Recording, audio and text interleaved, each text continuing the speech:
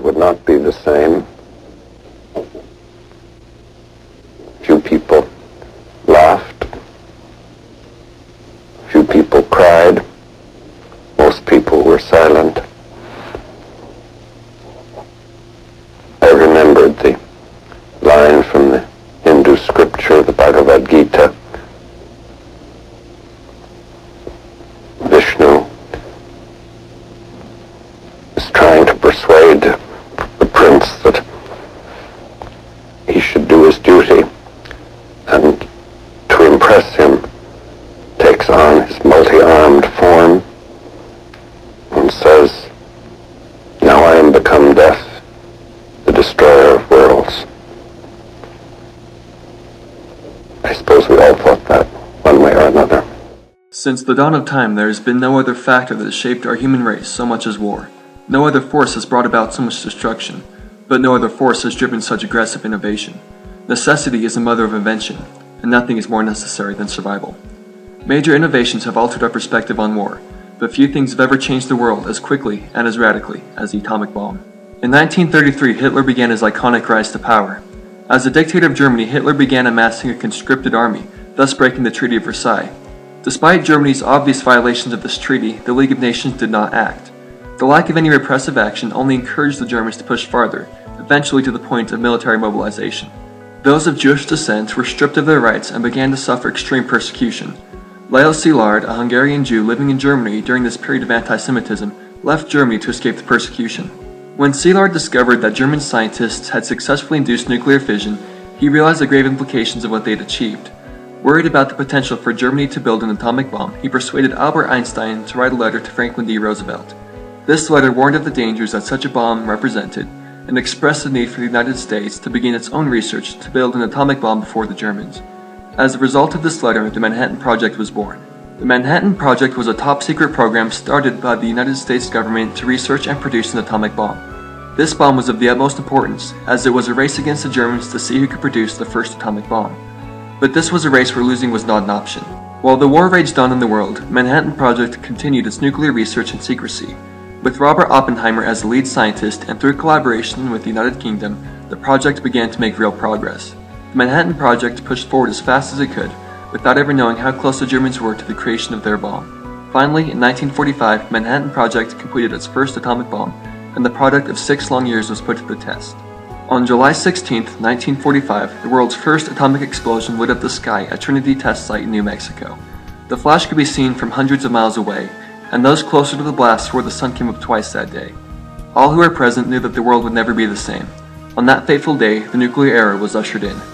When President Roosevelt died on April 22, 1945, Vice President Truman inherited the country in a state of war. The German army surrendered in the May of 1945, and the United States was able to focus on the war in the Pacific against Japan.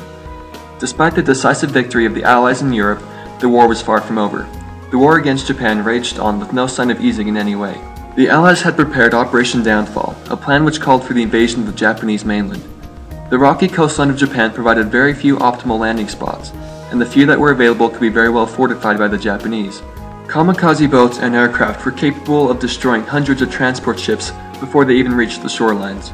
Such an invasion was estimated to have millions of casualties. In anticipation of the invasion, 500,000 Purple Heart medals were manufactured for American soldiers.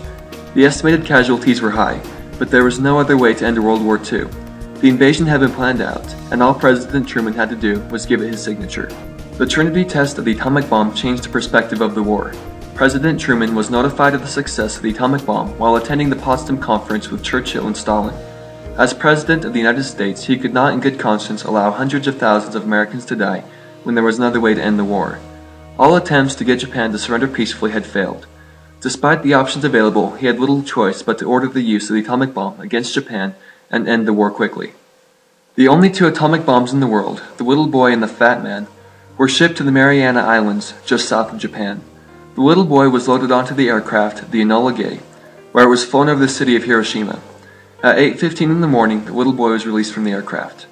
After falling for 57 seconds, at an altitude of 2,000 feet, the atomic bomb exploded. There had been no warning, no chance for the Japanese to escape. Nearly everything within a mile was instantly obliterated. The heat was so intense that shadows were burned into sidewalks. 80,000 Japanese citizens, a third of the population of Hiroshima, were killed immediately, with another 100,000 wounded. At the Emperor's renewed refusal to surrender, President Truman announced, "If they do not now accept our terms, they may expect a rain of ruin from the air, the likes of which have never been seen on this earth." 3 days after the Emperor refused to surrender, a plane carrying the second atomic bomb took off towards Japan. The original target was to be the city of Kokura, but poor weather forced the pilots to change targets. Soon after, the Fat Man exploded over the city of Nagasaki with nearly twice the power of the Hiroshima bomb.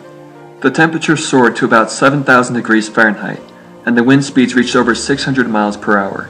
75,000 people died instantly, and only 5,000 would live to die from their wounds later. The death toll was staggering, and the Japanese had no way to retaliate against the force of the atomic bomb. There was no counter-weapon. There was no way to prevent against its use. On August 15th, just 9 days after the bombing of Hiroshima, Japan offered their formal surrender. The use of the atomic bomb prevented the mobilization of a costly invasion against the Japanese mainland. Operation Downfall never occurred, and the 500,000 Purple Hearts manufactured for that invasion were rendered unnecessary. As a World War II veteran said, "Many people might not make sense of a military report, but everybody understands 500,000 Purple Hearts." After the use of the atomic bomb, the world was never the same. The landscape of war had changed forever. The United States initially possessed the only weapons of mass destruction. However, it wasn't long before other nations had nuclear capabilities as well. Traditional wars carried far greater weight when waged against a country that possessed and threatened to use such weapons. Any war after this point held the potential to escalate to a nuclear level, which could kill untold millions. After World War II ended, the Cold War began. Political tensions rose between the United States and Soviet Union, and an arms race between the two resulted in the production of well over 100,000 nuclear warheads. Submarines and long-range ballistic missiles were fitted with nuclear warheads to deliver a deadly retaliation in case of a preemptive strike. The tensions only increased as the atomic bomb was still under heavy development. Innovations in the way fission, and eventually fusion, was achieved allowed the bombs to get smaller and more powerful still. Nuclear tests at Bikini Atoll were common, with 20 tests in as many years. Some iterations of the bomb were as much as 1,200 times as powerful as the original Hiroshima bomb. In light of these innovations, the constant threat of war weighed heavily upon the world. Mutually assured destruction offered some hope of peace, but peace in the shadow of war is no peace at all. When the Soviet Union began its collapse in 1985, the Cold War soon ended. Tensions eased and several treaties decreased the nuclear arsenals of both countries significantly. During this period of decreased nuclear presence, the world turned to a new and innovative use for the energy in atomic bomb releases. The atomic bomb led to developing technology that harnessed the energy from atomic reactions. This innovative concept led to the first nuclear reactor in 1954.